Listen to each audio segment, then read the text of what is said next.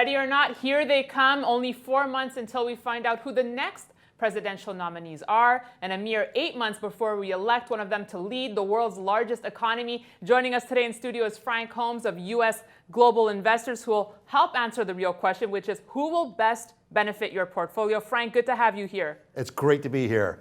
So Frank, let's talk about this. There's an actual theory with regards to a presidential election year and how markets will perform. What's your take? Who would best benefit the economy here? Whoever has the best fiscal policies, of one streamlining all the rules and regulations and creating some economic benefits for small businesses.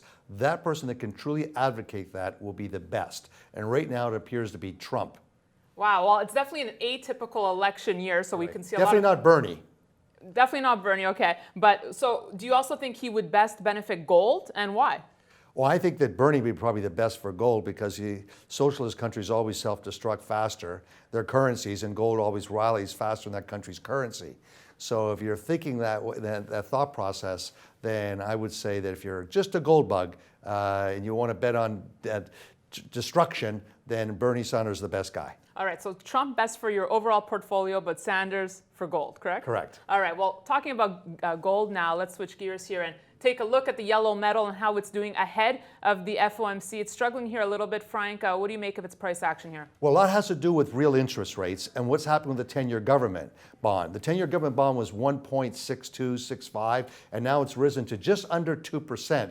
And you've seen that as it broke out above the 50-day moving average, the 10-year yield, that all of a sudden gold's rise start to slow down. And it's actually down for the past 50 basis points for the past couple of weeks. Do you think we'll expect a rate hike announcement anytime soon? No, I'm going to bet with Morgan Stanley we're not going to see a rate hike. And this is a big week with all the central bankers around the world are talk. Right. And there's lots of drama around the world. But what we really need to get a global economy ignited is strong fiscal policies of deregulation and dropping taxes. Frank, does the Fed still have cred?